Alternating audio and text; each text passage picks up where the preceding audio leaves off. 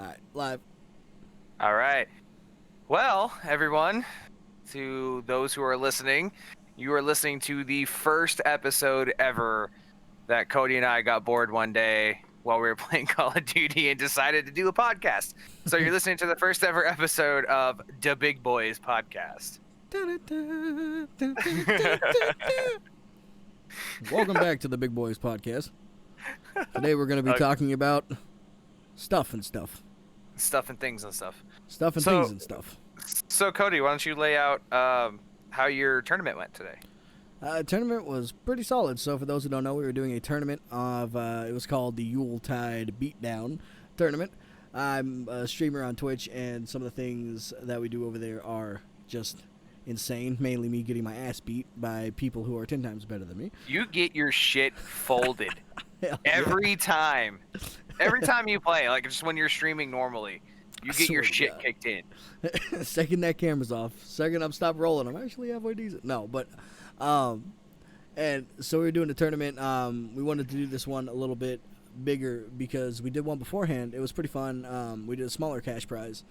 This time we wanted to do it because this is around the Christmas season, so we wanted to give back a little bit. So we did a bigger cash prize on it, and it was a lot of fun. You know, we had 14 people participating in it, and it was a lot of fun. You know, a lot of really skilled players, a lot better than me, and we did pretty good. You know, I think it was a lot of fun. The winner was actually very unexpected. I didn't think that person was going to win at all.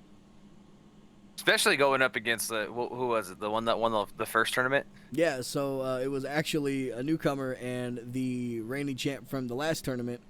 They were going head-to-head in a best-of-5. The tournament is usually best-of-3. And it was a best-of-5, and he was down by 2. And he came back and tied it up, and it was really insane. Wow. It was a really good fight. Oh, for those who do not know, by the way, it's I'm streaming Dragon Ball's Universe 2. Just so you guys are wondering what the game was. No one was wondering what the game was. Yeah, probably not. It's kind of a great game. All right. Well, so what was the cash prize again? The cash prize was a $50 PlayStation card. We're doing PlayStation because, that's what we're on, PlayStation. Because PlayStation rules supreme. I don't care what anyone says. I'm not playing that game. I have the microphone. Because Xbox sucks. No. Just because it was a lot of fun doing that, though, you know. It was cool. That's what's up. All right, cool. So, well, that kind of like leads into my next thing. How's your streaming going? Streaming's going great. I figured out a lot. There was a huge learning curve in the beginning, but once I kind of started fiddling with it and figuring out a lot of things, it got a lot easier as it kind of went along. The hardest thing was getting the game chat into the PlayStation or into the streaming app that I'm using to actually get it into OBS to stream. It was pretty crazy. Once we got that, it captures a lot of fun times that me and Nick and a lot of other our friends have playing online. You know, it's really cool. I mean, you say it's fun times, but really it's like silence followed by screaming the word fuck. And a lot of just random background noise. a lot of background noise, fiddling his fucking girl. I swear to God. Every time, and then Caleb with this fucking, he's got like a shit ton of music in the background and shit. It's always the music or him talking to his cats. He's got like 2 cats. He's just always talking to them. His fucking cats. Yep, that man's always wearing a fucking hoodie, just chilling it with his cats. Oh, well. Yeah, he is the crazy cat lady. So. He is the crazy cat lady. He is the crazy cat lady. Fucking A, dude. All right. Well, since we're on the topic of crazy cat lady and comfort being how it's cold and shit, how's your line going? Oh, it's going good. Website's apparel? been up. Yeah. So for those that don't know, and I don't know anyone who doesn't know either one of us listening to this, I run my own clothing brand called Rotten Apparel LV, and the reason why it's LV is because I did not do any research on the name Rotten Apparel, so I had to put the LV in there. But no, it's going good. Got a website up. It's been up since November 10th, and Yeah, it's going good. Just keep putting some new stuff up there. It's been getting some hits, but probably around 250-ish visitors to the website itself. So that's Oh, really that's cool. awesome. I get a lot of like feedback on it, like if I talk to like random people at work and stuff like that. Um, especially with where I work is a small mom and pop shop um clothing brand called Barbell Apparel, which if you want some comfy ass clothes, you need to go to them because oh my god, no, it's unreal on how comfortable the clothes are. Like, I'm not trying to like do like a sponsored ad or nothing, but no, seriously, like my pant size going from Levi jeans to our jeans dropped like 4 sizes. Oh, I thought you were talking about the pant size over the winter might have gained a few, because I guess just me. It's that COVID-20. Is that COVID? COVID-20. But yeah, no, I bet. I actually remember you talking to me about Barbell's clothing and how comfortable it was. Yeah, it's nice to be able to work for a brand you really believe in. It's like being a competitive strength athlete, well, former, I guess. I'm still trying to weasel my way back in there, but things just keep coming up. But I'm not just saying it's good because I work there. It's actually good. No, yeah, no, seriously. Like, I'm not just saying it's good because they pay me absurd amount of money, but it's but it's actually something I truly believe in, and that's what I kind of live by. Like, if I don't really like care, then yeah, it's gonna be like, oh yeah, that's cool, whatever. But no, like, I've had multiple people ask me like, oh, are you one of the owners? Just because of like how passionately I talk about it. That's good though. That's good. Yeah, it's really cool. I love it. All the owners, like, they're very hands-on, and so we see an owner, one of the 6, like at least once or twice a day, and they'll just come in and bullshit and hang out for like 4 or 5 hours. Like, I was talking to one of the owners today, and which is funny because him and I are like the same person separated by like 20 years. Really? Yeah, it's like he is from Chicago. Oh, shit. Cubs, Okay. Bears, Blackhawks, Bulls fan, and is a drummer. What? And so He's a drummer? Hold on now. Yeah, he's a drummer, dude. And he when he was I think like my age, maybe a little bit younger, he was drumming in a punk band. No shit. And I'm like, how are we the same person? Holy shit, that's really cool actually. Damn. No, it's really cool. Like, we were talking today for at least about an hour about like our favorite kind of like pedals that we would use and stuff. And he just retired his Iron Cobras for DW 9000s, I think it was. Oh wow, so he's still actively drumming? Oh yeah. Yeah, like he's like jumping into like different styles. And I was like, well, how come? Like, how come you're jumping into like? Because he was like, oh, I just want to learn how to play like double bass, more hardcore and heavy metal stuff. And I was like, oh, well, like, how come? He goes, because I want to be better. And I was like, oh, that's more motivation than I've ever had. Yeah. That's one way of looking at it. Yeah. I mean, yeah. You learn different genres of music and you just like acquire new knowledge that you never knew was out there. Well, that's kind of like what happened with me. I mean, fuck, from 2012 to 15, I was playing metal. Well, attempting to play metal. And, I started off at like just deathcore, and I use the term very loosely. We were fucking terrible. But I started off in a deathcore band for a little bit, and then played in this thrash band, and then a couple other projects that were like starting off that I was just kind of like one of those things where I was like, all right, I'm just not feeling it. And it was actually the old bassist for Burden that reached out to me. Rest in peace, Anthony. Yep. Rest in peace. Rest in peace. Well, he hit me up because he was actually going to be the bassist in this band that I had started with another guy in the music scene called Kennedy Lobotomy. I don't know. It started off as Patient Zero, and I was like, yeah, fuck yeah. And then somewhere along the lines, the name got changed. And I was like, okay, fuck it. I just wanted to play. Heads up there, you know. I just wanted to play in a band, man. Like I didn't give a shit what the name was. Yeah. And then just things weren't lining up right, and the scheduling conflicts and stuff like that. And I had just started working full time, so I didn't know that I could actually give my job availability. I just kind of thought that it was just like, no, you're gonna work when they tell you to work. Yeah. And I'm scrolling through Facebook one day, and I just happened to see that Kennedy Lobotomy was looking for a new drummer. And so I messaged him. I was like, what the fuck? I thought I was your drummer. Like, what's going on here? And he was like, yeah, things aren't working out. I was going to tell you. I'm kind of bummed you found out like this. And I was like, dude, don't fuck with me like that. Just what a shitty way to find out. Just fucking kick me, all right? What a shitty way to find out. And I had just got booted from the thrash band that I was in. And which to this day, I'm still not sure why. That's how it goes, like, man. It was like one of those things where like I had literally just booked us a show to play with a band called So This Is Suffering, I think it was. I think it's the name of the band. Hold on, give me a second. I'll find out. They're a really good band. Oh, really? Yeah, So This Is Suffering. I was just playing. And I was like, I just booked us that show, and then like a week later, I'm trying to like, okay, you know, this show's in like a month. Like we need to get a set list down. We need to practice. We need to do this. We need to do that.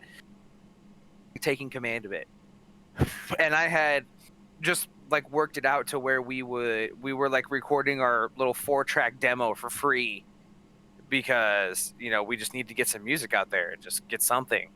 And then out of nowhere, like the singer guitarist was just like, yeah, it's not working.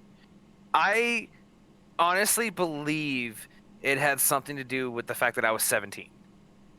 And they were all in like the mid to late 20s, early 30s. And I was like, dude, come on. Like, what a shitty, like, I know. It's like cop you're a good out. musician. You're a good musician, you know? Like, I wouldn't call myself a good musician by any means necessary. but you know what I mean. It's like, yeah. When you got in the band, you were 17, I believe. Yeah. And Dave he just turned 18.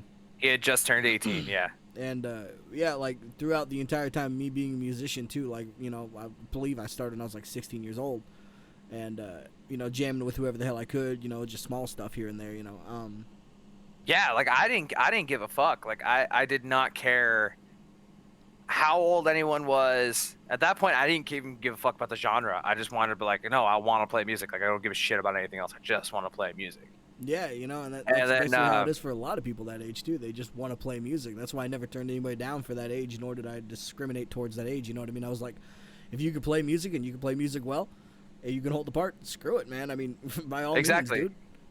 Exactly. And, you know, that's when, you know, I had found out that I was being booted from Kennedy Lobotomy. I can never get that out. Kennedy or Kinney? Kennedy. Kennedy. JFK. Think yeah, JFK. Yeah, I was just gonna say like JFK. Yeah. And then Anthony was like, yeah, well this punk band that I also play bass in needs a drummer. I was like, I needed a bassist too, but I wasn't about to tell him. Oof. Yeah, oof. And he was just like, no, we need a drummer. What, you know, all that shit. And I was like, fuck, I've never played punk. Like, I've never done that shit before. It's so out of my element. But I was just like, whatever. And that's when I messaged you, and I was like, hey, heard you're looking for a drummer. Yeah. And I didn't tell you this, but you were like, oh, there's a 4-track demo on our Facebook. Just learn some of the songs. I said, oh, okay, cool. And like 2 days before I was supposed to come over and jam, I had just started listening to it. 2 days. And I was just like, oh, punk's not dead. Cool. I'm just going to play this until I hate it. And then I set up my drum set, and you were just like, all right, yeah, cool, let's do this. Let's play Punk's Not Dead. I'm like, bitchin', I know this one. Like, all right, do you know Rebel Girl? Nope. How about Trust Fund? Nope. Let's play Punk's Not Dead again. All right, well, let's just keep playing Punk's Not Dead. But I mean, that's how I actually like rolled with stuff back then. You know what I mean? Even if you learned one song, you could still learn as you go. You know what I mean? Like when you rolled up and you played that one song, I didn't know that you didn't practice any of the music. It was more or less just like, all right, you're comfortable with you know Punk's Not Dead. So I was like, hey, you know, let's do it. And you fucking She's really good at faking. Yeah, we just kept running that one song, but it was the fact that because we kept running that same song, you got more of a feel for it. You know what I mean? You kind of understood the you know, the curves and shit of the road. Exactly. And I think, you know what's funny is like when you were like, yeah, if you want the spot's yours. I was like, oh, bitchin'. Are you cool if I'm 17? Yes. Like, I had to ask that question. I was like, are you cool that I'm 17? Is that a problem? I think I even said something along the lines of, I don't give a shit, or something like that. Yeah, because I think you were 21. Yeah, I was like 20 or something. 21. I think you had just turned 22. I think so, somewhere around there. Yeah. Yeah. Fucking old now, Jesus Christ. Yeah, you are, with a kid on the way. Look at you go. Jesus Christ. Where the hell's the time gone, man? Holy shit. But yeah, and that's how. And then I joined Burden, and then unfortunately never looked back. Nope. Never broadened my horizons. Stuck in one band. Man, it's crazy how you showed up towards the end of all the struggles too, because I know, yeah, because I think if I recall correctly, and if I'm sounding conceited, please let me know. But like, if it didn't work out with like me, you, and Dave, like that was it. That Burden was gonna be dead. Yeah, I believe I even said that to you too. I was like, if this don't work out, I'm just gonna switch up genres or or do something else because it just ain't working. And sure shit, it still ain't working, but it's better than how it was. and here you both you and Dave are. I fucked that up. Hold on. Hold up now. Here you both are. Hear ye, hear ye. Here you both are bored of one fucking genre, and y'all go start a fucking reggae band. Yeah. Yeah, it's funny too because we started this reggae band. I can't remember. It was like a year ago or something like that, but it was like, I can't remember exactly. I think it was like a couple months or almost like a whole year. Maybe it's been 2 years or something. I can't even remember. This whole year of the Rona has just fucked my whole perception of time up. It's a weird Chinese New Year character. The year of the Rona. Yeah. The year of the Rona. But we started up that band and we were trying so hard to get the lineup right and trying to just figure out exactly what we need to do and where we need to go to further the band. And once we finally got on that path, the whole Rona came and just disabled it for a whole year. Oh yeah, because like Burden and Drift Home were supposed to go on the road this year. Yeah, we were literally planning an entire tour. Everybody was ready. Everything was in the works. You know, we were like maybe 2 weeks off from confirming everything. No. It was more than that. No, it was we started planning that in like February. Yeah, no, but it was like towards when the Rona started happening or when everything started shutting down. We were like 2 or 3 weeks before of starting to like call everybody and say, all right, this is what we're doing. We're getting it set up and we're getting ready to go. Like legitimately like calling the bars, making sure everything was good and starting to actually focus towards it. And literally just the whole Rona and everything just shut everything down. I knew it was going to be bad when we were supposed to play Roger's anniversary party. And I was trying to get a hold of Alexa to get tickets from her. Mm-hmm. And she was like, well, hold on. It might be postponed because of Corona, all that shit. I was like, all right, for sure. And the next thing you know, I see on Facebook that it got postponed. And then it went from postponed to canceled. And the next thing you know, all of Vegas canceled.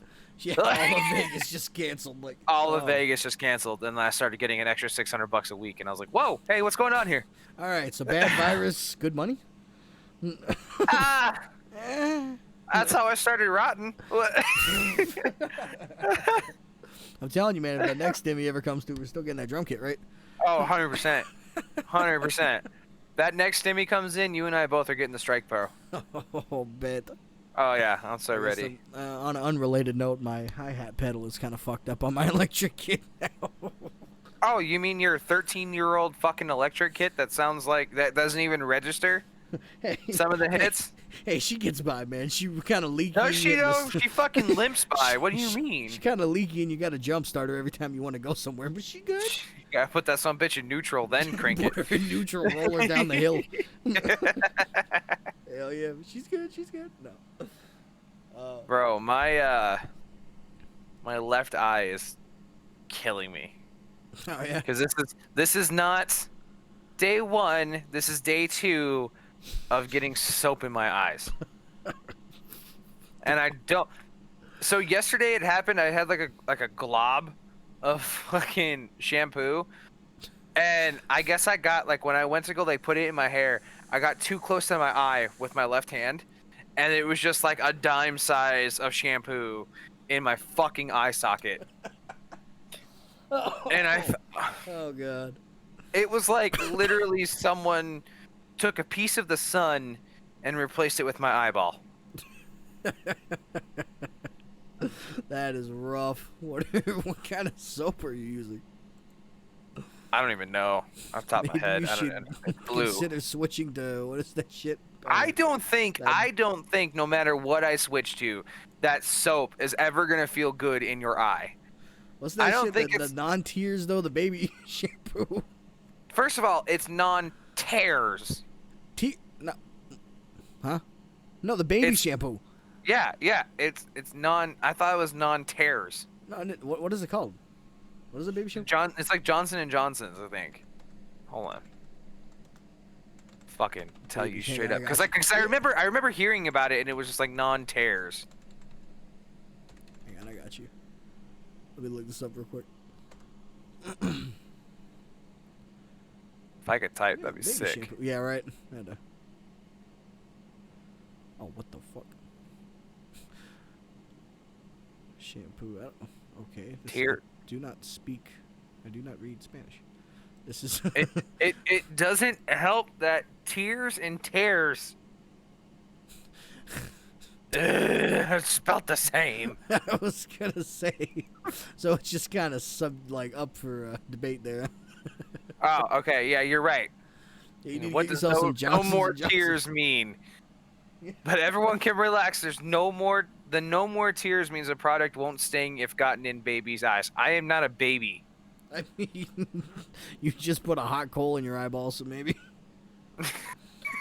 Maybe it should be on the table for discussion. I'll give it a try. See what happens. Yeah, you know. I'll try it.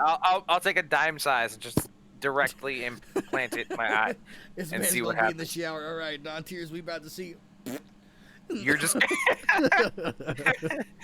Oh my god! I just had like the whole like bottle just pouring it over both of my eyes, just hoping for the best.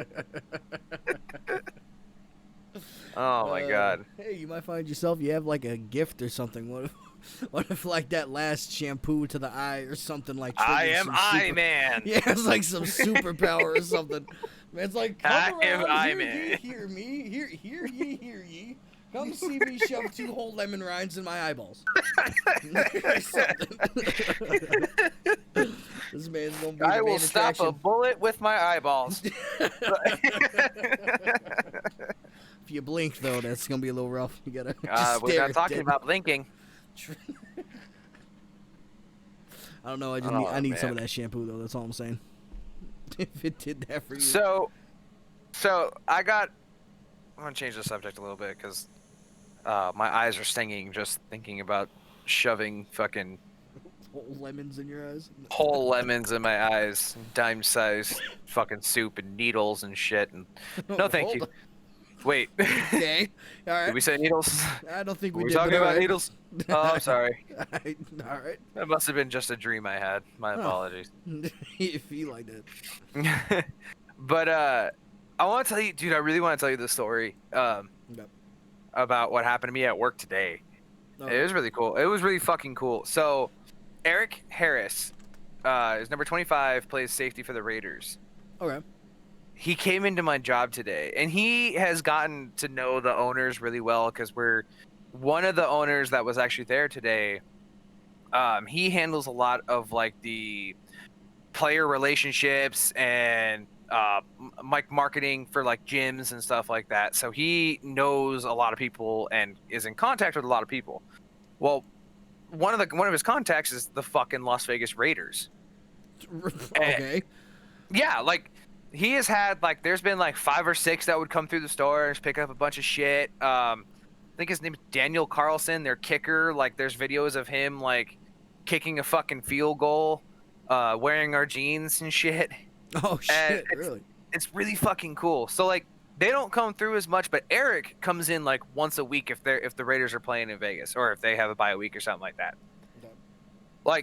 Like he'll just come in and just bullshit, like bring his family and stuff. His family will like get a bunch of fucking shit. It's really fucking cool. Straight up just chilling. No, seriously, yeah. He's just like, oh yeah, we're gonna go get something to eat. Just thought we'd pop in, say what's up. I'm like, oh, that's for awesome. sure. That is really cool. You know, don't mind me. Just I live and breathe sports. So meeting a fucking pro athlete is kind of like, all right, what else is gonna happen to me today? Yeah. But no, so he came in because the Raiders are playing the Colts tomorrow in Vegas. Okay. And I met him once before, and this was like a month and a half ago. Met him once before, got his first name. You know, I'm Erik, I'm Nick. You know, nice to meet you, whatever. And I saw him, came in, I recognized him because he wears like the same mask and same hat every fucking time. The mask is like just the fucking, like the one that, will you calm down? Oh, I muted myself so it wasn't in the podcast. You did not mute yourself because it well, was. You could still hear me, but go ahead. But like he wears the same mask and it's got the Raider shield and his number on it, and he wears his hat that's got just LV on it. Wears it every fucking time that I've seen him. He has it. And so he, like, I see him. I'm like, yo, Erik, what's up, man? And he remembers me. He goes, Nick, how you doing, bro?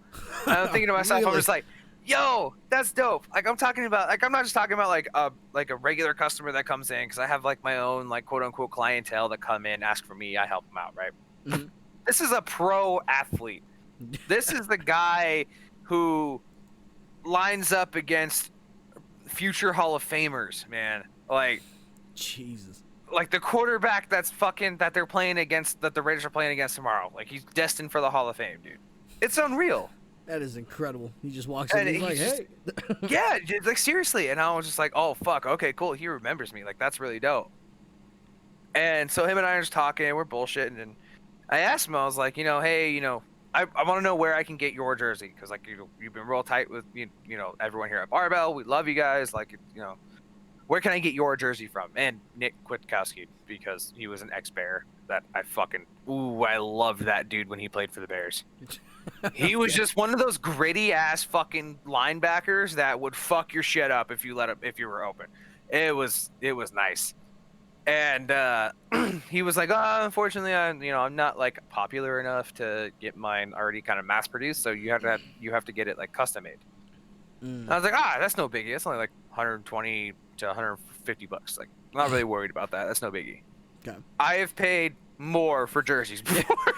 Believe me when I say 120 bucks is not gonna hurt me. Yeah, I was about to just leave it at a nose snorting.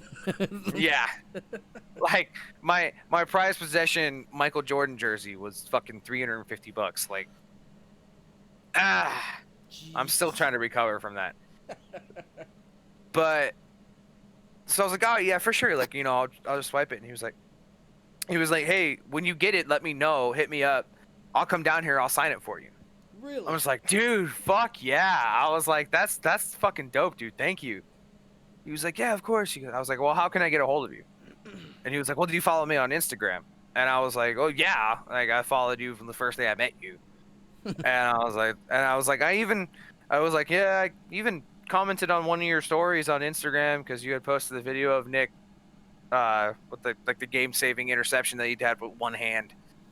And he had like a fucking 40-inch vertical that was unreal. Like, he should not have caught that, basically.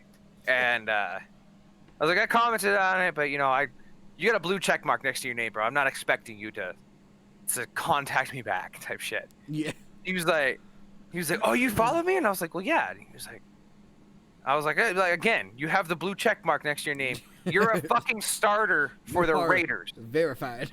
You are verified. You make millions. I'm just not. I wasn't even gonna think about it. You know how many pro athletes and fucking musicians and shit that I follow that don't even know I exist? I don't give a shit. Like, I don't care. I know that's the lay of the land. It is what it is. He goes, oh, fuck that. What's your Instagram? I was like, I'm sitting there, I'm like, okay. I gave him my Instagram name, and he was like, all right, bet. And then he follows me on Instagram now. I was like, this is so fucking cool. Like, oh my God. I was like, yo, this is fucking sick. What a Like, dude.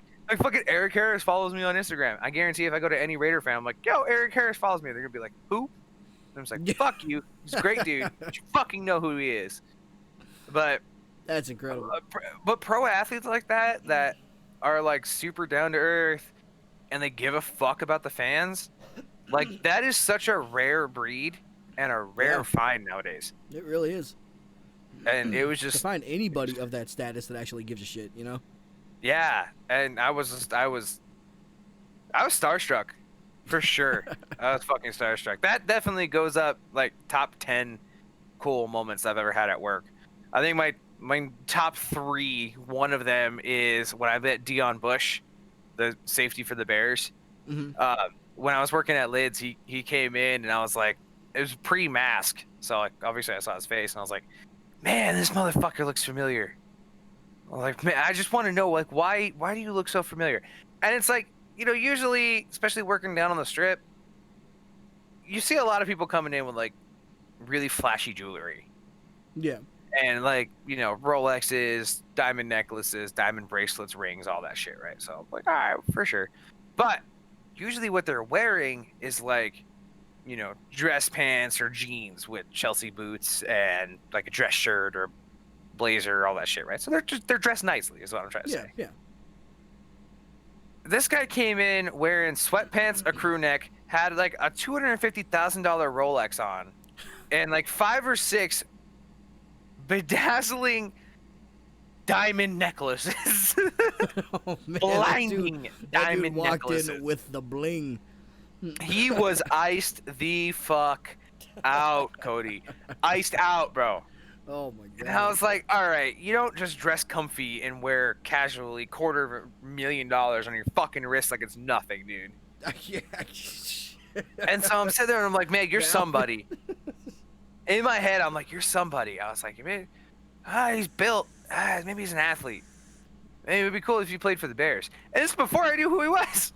Like, before I like put 2 and 2 together, like who he was. And I was like, man, it'd be cool if you played for the Bears. I have these inner monologues in my head where I'm just like, yeah, I wish this would happen. Oh man, that'd be really cool if that happened. Yeah, wouldn't it be really cool? I feel like that'd be really cool. And like, I'm just having like these like talks one of those with like myself. daydream type fever dream, like just playing it out in your head before someone's like, I hey, feel like snap to. I feel like I was living in Scrubs, in the fucking show Scrubs.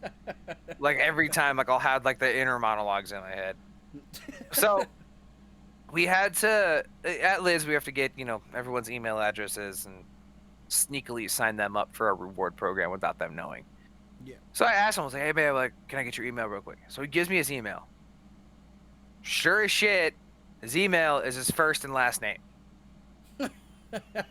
I'm like, I flipped.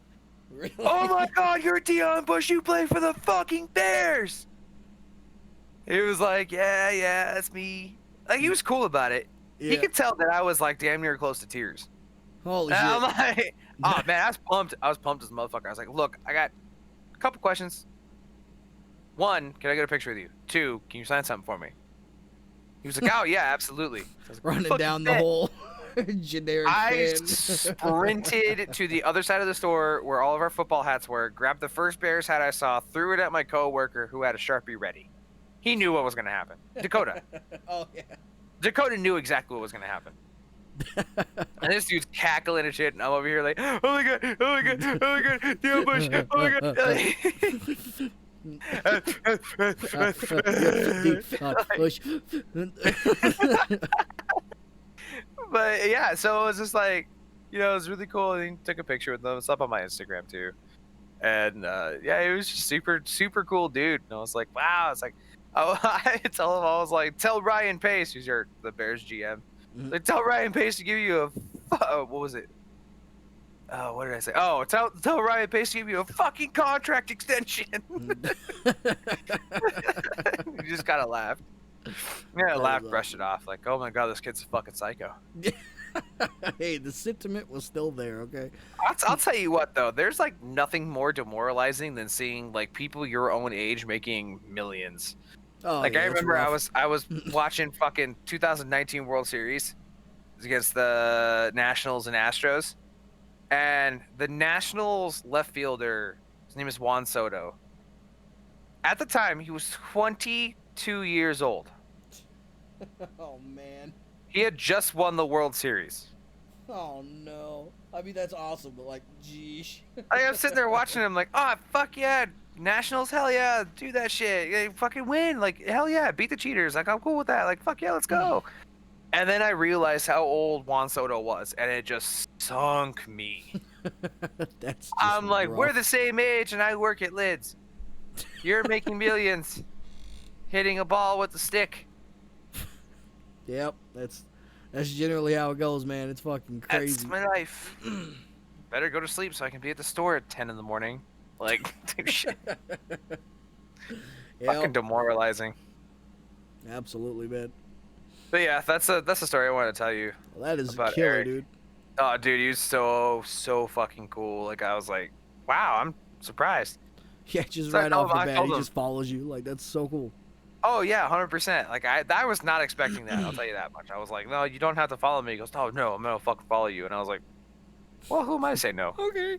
Like, who am I to tell you no? Don't follow me. I told him, I was like, fair warning, I post dumb shit. And he goes, it's all good. And I was like, okay, cool. As long as we're on the same page. As long as we're on the same page and you're not going to get mad at me. Yes, Cool. Swear to God. Well, I asked him, I was like, so what do you think of Allegiant Stadium?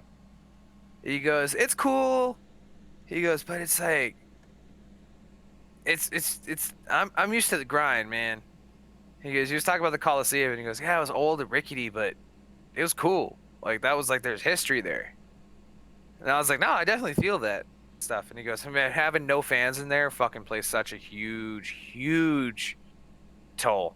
Or, huge, what's the word I'm looking for? Factor. Yeah. Plays such a huge factor. He goes, that's why I loved when we were playing in Oakland. We had the fans there and the black hole and all that stuff. And I was like, oh yeah, I can definitely feel that. I mean, a lot of pro athletes just like say the same thing, which is like, I wish we had fans here.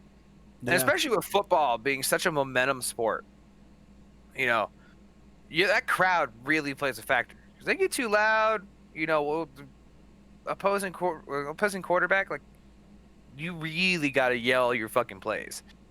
And a lot of times, like, wires get crossed and routes get ran wrong, and next thing you know, there's a fucking pick six going the other way. Yeah. And so, you know, I was like, yeah, I can definitely say. I was like, no matter, and in my head, I'm sitting there, I was like, no matter how much fake crowd noise you want to pump in, there's no substitute for the heat comparison of the real crowd, you know. Yeah. Exactly. No, absolutely. No, exactly. Like, I remember watching, like, you know, like this past year's like this year's Stanley Cup final, right? And I was watching the Knights games, and I've been to Knights games. That shit gets loud. Oh, I bet. There was no fucking way that crowd noise was gonna try like even come close to anything that that the actual stadiums with the diehard fans are, like what they give out. Like there's no way. There's absolutely no way. Absolutely. You can hear that shit from the parking lot. Yeah.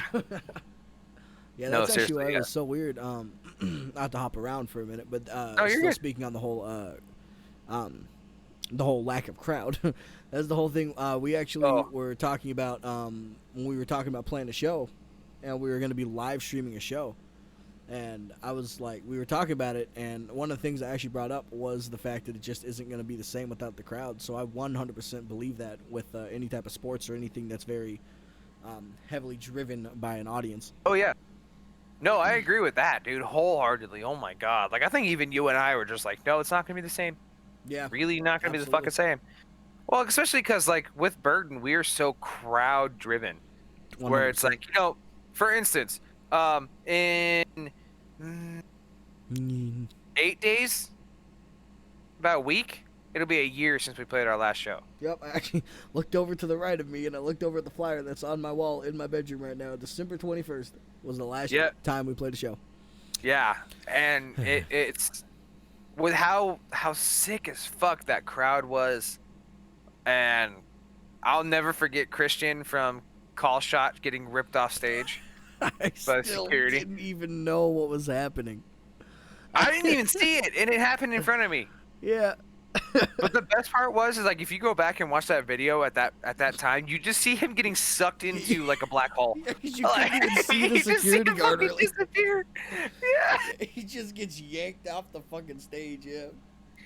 That was That crazy. was the funniest shit I've ever seen in my That was life. that night with in the middle of Land of the Free. We did a Backstreet Boy song or something, right? Oh my god, yeah. Yeah, I do remember that. Oh my god. Fucking Dave shirtless Yep. singing. Sweaty as Fucking hell. We're all fucking I dying. want it that way. And I fucking- want it that way. The lighters in the 4 room. days before Christmas. It was just a sea of lighters. I know. It was. I'll tell you what amazing. though, my favorite part about that show, and this is actually going to tie into something else I want to talk about. Mhm. My favorite part about that show was the fact that every band, I mean, obviously with the exception of Authority Zero, but every band on that were friends. Yeah. Us, Call Shot, Intoxicated, and GBA. Like we were Yeah, all Guilty by friends, and every Association. now and then, huh? No, I said, yep, guilty by association. Yeah, and every now and then I'll catch myself like looking at the video that I have, and it was me, Dursky, Call Shot, I think Mike from GBA, and Intoxicated.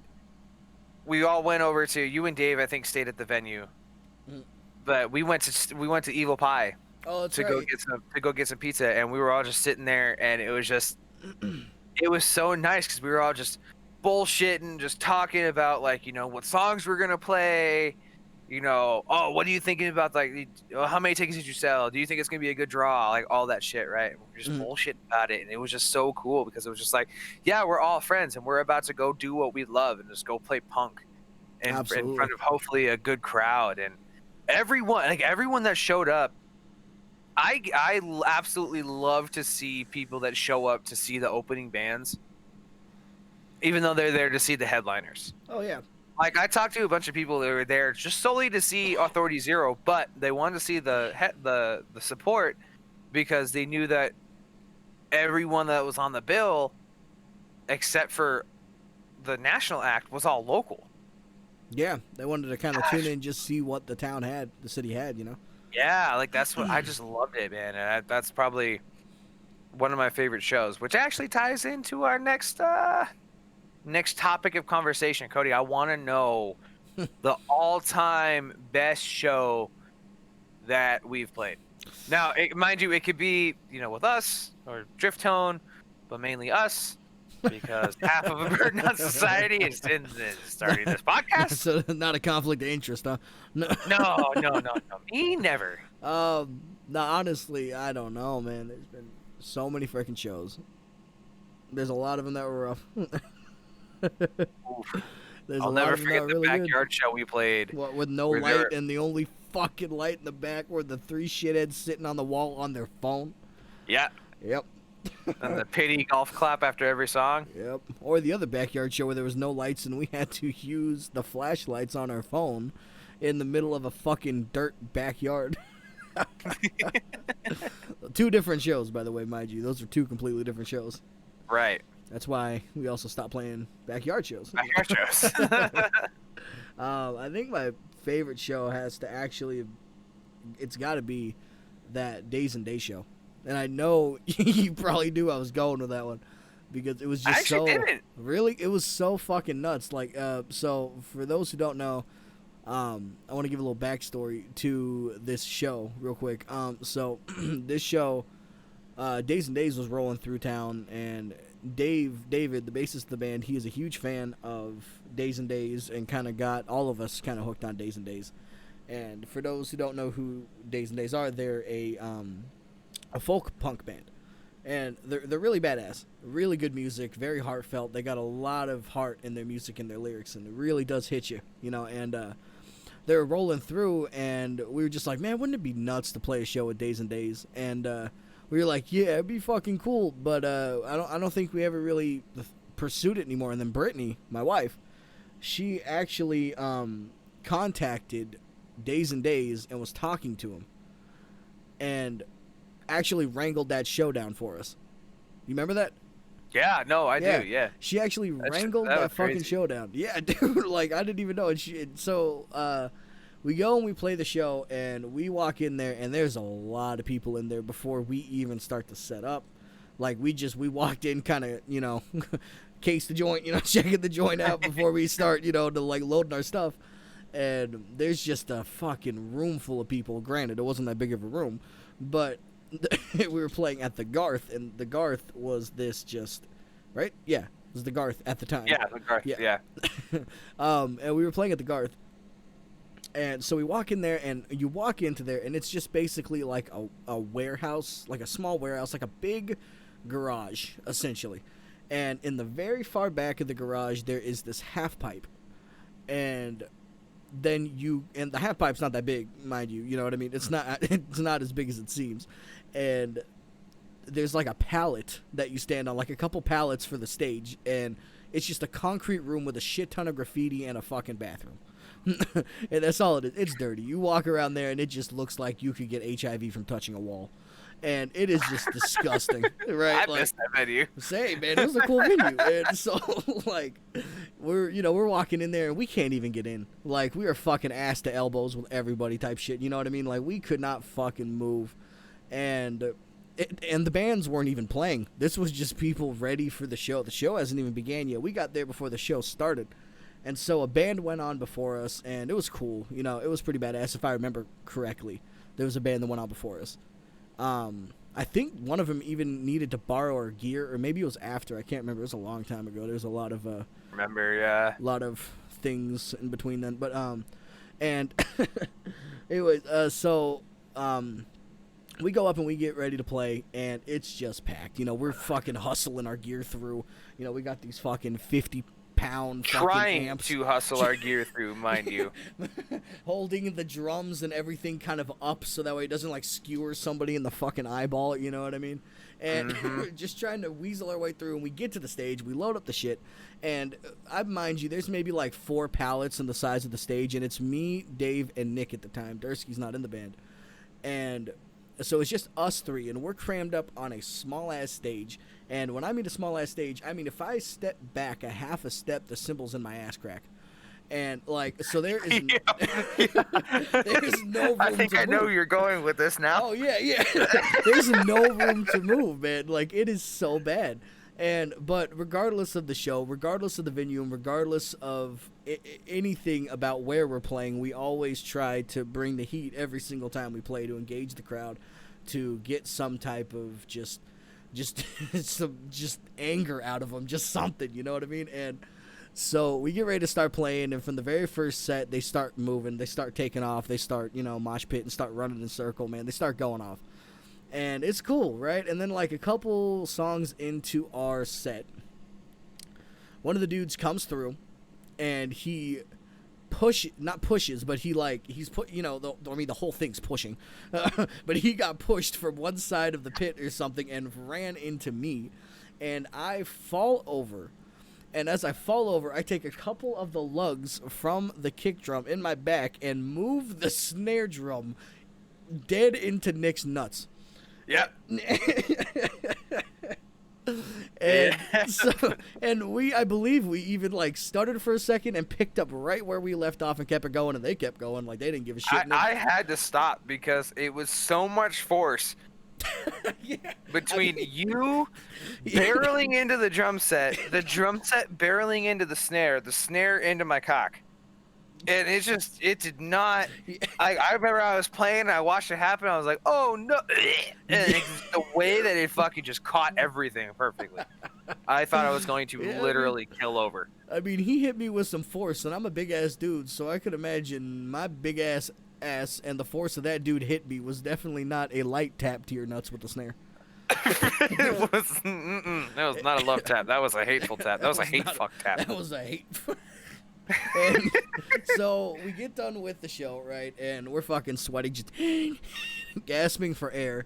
We can't fucking breathe. You know, we get off this shit. I'm packing up my guitar. Joan is beat up ass Stratocaster, love her to death. And this dude who I think was the guy who ran into me. I don't even know. It happens so fast. But no, the dude, one of the dudes comes up to me, and this motherfucker, I shit you not, he's got the fucking vest, he's got spikes, I think he even had a fucking mohawk, like the Liberty Spikes or something like that. Like, he was just a generic punk rocker. And he fucking comes up, and he's bleeding out of his fucking eyebrow, right? His eye. Was it his eye or his eye? It was somewhere in the eyeball region. It was on his face. Yeah, it was on his face. I know that.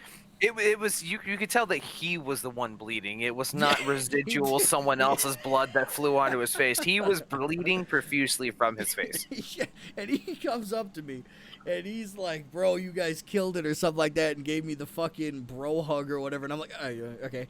You know, but it was really cool, man. You know what I mean? You're filled with fucking adrenaline, the fucking just sweat and just anger's in the air, and it's just, you know, a good ass time. I still have the picture that someone took. Cause remember there was a fridge that was in there? Yeah, a fucking random fridge. I don't even think it worked. No, it did not. It was but just someone was standing on the fridge, and I think it was Alex that took the picture. But all of a sudden I look up and I see Alex. Yeah, it was. And I see Alex with the video camera, and I'm like pointing at it, and I was like, "Picture!" And there's a picture, and the whole crowd just staring. It was cool, staring, pointing. Oh, it was so cool. I think I have that picture on my Facebook too. I will always remember that shit. Yep. It's it was my cover photo for a while. Yep. But yeah, so we played that Days and Days show, and obviously we got to meet Days and Days and bullshitted with them. Really genuinely nice people. Didn't we buy Whitney yeah, that was one of the ways that Brittany actually got us to play that show. She was talking and Whitney joked about it, and Brittany said, "Bet, I'll bring you a whole bottle of whatever the fuck it was." So she paid a bottle of whatever the fuck she bought, some type of alcohol, and we just got to play the show. I think it was vodka, if I'm not mistaken. I think it was. I'm not even sure. I know it was some type of alcohol.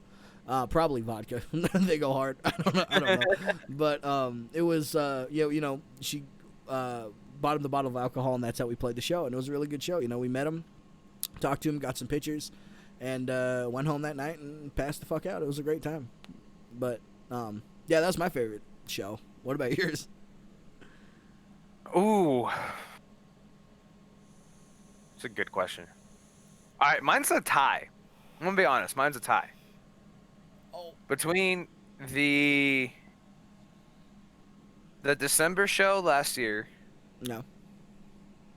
Or Alien Stock. You know what's funny too is when you said it's a tie between, I knew you were gonna mention Alien Stock too, and that's why I went because I fucking almost forget about that show sometimes. That was one fucking dirty show. I physically can't, and for this fucking reason, we on like their quote unquote main stage, and it was the most rickety ass fucking plywood built in 10-minute stage I've ever seen in my entire life, and we have played some sketchy places, dude. If us two big asses up on that bitch, it would have broke. It would have gone. It was definitely going for sure. But we were told that we were going to be playing the main stage.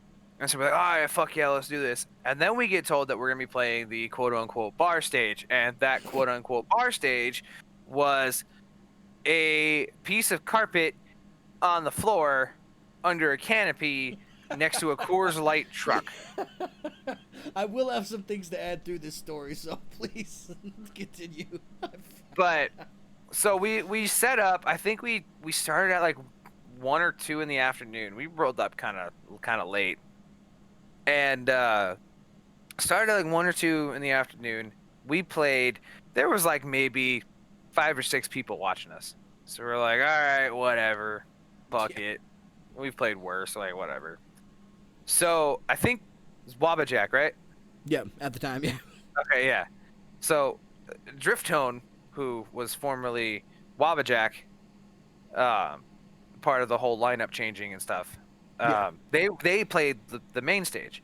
So at this point, it's like 7 or 8 ish. It was dark. Mm-hmm. So Wabajack gets done playing. Apparently, someone came up to Tyler and was like, "Hey, are you guys gonna play a set?" He's like, "Yeah, we're going to the main stage right now." And he goes, "Cool, I can't wait to see the punk band again." He goes, No, we're the reggae band." He goes, "Oh, oh, when is the punk band gonna be playing again? And in my head, I'm just like, yeah. So we basically get David and I are down to play another set. Because now we have a fuck ton of people who are just like, no, we heard that there's a punk band. We want to hear the punk band. We want to hear the punk band. We want to hear the punk band. Yep. And there's like maybe 30 people that were asking for us. And I was like, you know what? Fuck it. Let's do it. I'm down. You and Dursky were the hardest people to fucking convince to play another set. Yeah, I don't know what happened with Dursky, but I know I was fucking down because when after that first show. No, you were not. No, not down. I mean, I was like sad. You know what I mean? I was like really down on myself. I was really down about the whole situation. And one of the reasons why was there's a part you actually forgot. We played a second time before it got dark. A-Boss played a total of 3 times. No. Burden only played twice. No, 3 times. Wabajack played twice. We never played again. We only played twice. Because remember, it was Burden played and then Wabajack played at the fucking bar stage, and then Wabajack played again on the main stage. I thought we played one more time. Shit. No. We only played that. We only played twice. Oh. And so Dave was just like, "Fuck it, you want to play again?" And I was like, "Let's do this." I was like, "I'll go talk to Cody and Dursky," and I go over there and I'm like, "Hey, let's go play. Come on, people are asking for us." No. I'm like, "Come on, dude, people are asking for us. Like, we got to do this. Like, we're gonna look like pussies if we don't." And Dursky was just like, it's all right, fine, we'll go play. I was like pulling teeth. Like, dude, come on, all of us are down. You're outvoted. Let's do this. Like, we would never ever pull the whole "you're outvoted" card except for when it matters. This mattered. So we're just like, you were like, fine. So we started playing. Man, the energy of like the 30 people that were there, and next thing you know, there was like 100 people in front of us. I swear. We're like, what the fuck? I remember looking over one time. I looked over at the main stage, and there was another band that was playing at the same time. And I looked over, and they had like a pretty like big crowd. And I looked over, I see him, and I'm like, all right, cool. So I go back and I'm playing, and I look over again. Next thing you know, that stage was empty. The crowd was gone. They were all in front of us. Oh my god. And I was like, oh no. So I remember this. We get done playing. Everyone's just like, oh my god, you guys were amazing. Holy fuck. We even had an interview, which is still not posted. I check every day. But it was. But I remember the guy who ran the bar stage came up to us and said, hey, you guys, like, if you're going to play again, you have to play in between because you're drawing too much of the crowd away from the main stage. I do remember that. And I was like, it's cool. We're done. They can have them. Yeah, we're done. Yeah. I had such big dick in the locker room syndrome. Oh, my God. I was fucking untouchable. You couldn't fucking... Yeah, it was... No. It was a good time. One of my favorite parts of that story, though, was the drive up. Just all the stupid shit. The stupid shit, dude. Yep. And the best part of that, and if anyone ever goes on a road trip, you need a Cody as your co-pilot. Because we had stopped, because I wanted to... we had picked up Cody, had Dursky with me, we loaded up all the gear. Actually, no, because Derek took all the gear. Yeah, and he was up there the night before. And so I was just going to pick up Cody, and then we were, on the way to Alien Stock. And I was like, all right, I need to stop and get gas. And you were like, oh, I'm thirsty. So we went into fucking Popeyes for whatever reason. And I was like, you know what, I could eat, a little something. Yeah, a little something. And a little something. And I look over in the car, and you're sitting there, and you have both my bag and your bag of food, and you're just sitting there. And I was like, can I have my bag? And you were like, no, you need to drive. I will feed you. And I was like, what? I'm used to that shit, man. I've got on. And I was like, all right, let's see how far I can take this. Let me get a chicken strip. And you would hand me a fucking chicken strip. You want it dipped? Yes. Okay. And you would dip it in fucking in barbecue sauce and handed it to me, and I'm like, man, this is great. I Yeah, man, fucking I'm love telling this. you, dude. You remember that Oh, ride like- back though? Huh? Remember that fucking ride back, dude? I don't know what happened, but on the ride back from the from Alien Stock, it was pitch black. It was a fucking 2-lane road. Remember that shit? It was like the 2-lane Oh, road, yeah. pitch black, hard That as shit fuck to was drive. scary. That was fucking scary, but we Wait, no driving. service. No service, no nothing. If we crashed, we were done. Like, we were gonna have to resort to eating Dursky. And- I do remember eating Oreos though on the way back. oh yeah, I don't even know what happened with those, dude. Like, I don't even fucking remember. I just remember we were munching like hell. On Oh, the yeah. way back on shit, and I kept bitching. Oh, America's is so goddamn cold. My fucking nipple chafed. I fucking remember that. I do remember that. I was thinking, I was like, why was I bitching? But that was beside the point. That was a side tangent. But when we were on that drive back, the semi in front of us or something was like acting weird, swerving Oh, and kind I of remember driving. So that. remember that? And you had to pass him because you were driving. And you had to pass him on the left. And dude, the second that shit started happening, you and I both right on the fucking road, just looking. I And remember that because we were all like, we were deep in conversation, and all of a sudden Yep. we saw the tail whip, yep. and me and you shut up and like sat forward. Yep, And, the like- automatic. I remember scaring Dursky, Yep. thinking like saying that we saw lights in the fields Yep. and shit. I'm like, it's so funny, man. It's so funny. I was like, no, I see like eyes, like glowing eyes. He was legitimately Stop, tripping. it's so funny. It's so funny, man. Yeah, that was nuts, dude. You passed that fucking car, and then we were smooth sailing. But dude, we serious. Oh yeah, I the think I hit fuck like up. 110, Yeah, trying to get something. past him, and I was Yeah, no, gone. you straight up tested the limits of that car, dude, because you had to pass that bitch, and he was a semi. You know what I mean? It was long, you know. Like you had to make I that miss my fucking. Kia. Yeah, that little Kia actually hauled ass. That was something. Oh fuck yeah, dude! That car, I love that car. That thing was amazing. And then and then almost died in September, so that's cool. Hit my head so goddamn hard on that fucking steering wheel. I swear to God, someone turned the lights out for a minute. Yeah. This man hit the young power down. Oh, I remember talking to Dursky about it like a couple days later, and he was like, "Man, I was so scared, bro. Like, it's crazy, man. I didn't know what I would do if I lost you at all." And I was just like, "All right, things are getting too real. I need to lighten this up with a joke." And I was like, "Yeah, it was funny, man, because I was talking to you. I was like, yeah, you know, I was talking about your artwork because you had just gotten a tattoo done." I was like, "Yeah." Next thing you know, someone turned the fucking lights out. He texted me back because I fucking literally laughed out loud. Oh man. Yeah, that was fucking nuts, But dude. that's probably, I would say honestly, if I had to choose a number one, the December show was 1. Alien Stock was like 1A. Like Fair it was, enough, it's yeah. like, it's up there. It's definitely up there. Yeah. And I will definitely say the same for me too. I actually kind of spaced on that Alien Stock show because it was so much of a bust, the first half of it, and then the second half was just amazing.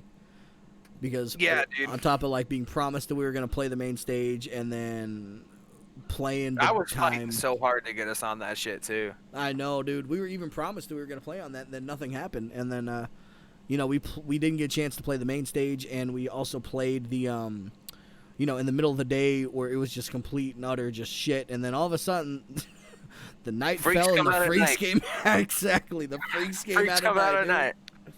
Absolutely. So yeah, 100% feel you on that. I think the best part of that shit too was because Burden uses 2 vocalists.